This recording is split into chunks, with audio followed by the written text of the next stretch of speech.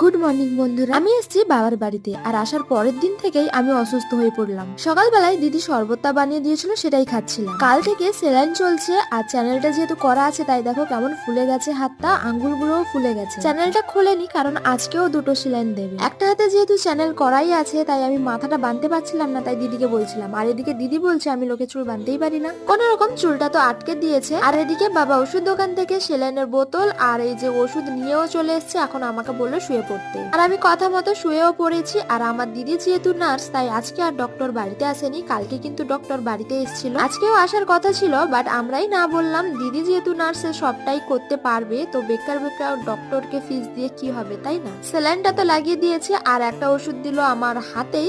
আজ যে দুটো ওষুধ আছে সেগুলো দেবে সেলাইনের বোতল। শরীর অসুস্থ অনেকদিন আগে থেকে ছিল, বাট আমি ভেবেছিলাম ওষুধ খেলে ঠিক হয়ে যাবে, ওষুধও খাচ্ছিলাম। বাট কিছুদিন ধরে এত গরম দিচ্ছে, এই কারণে আমার সেলাইন লাগলো।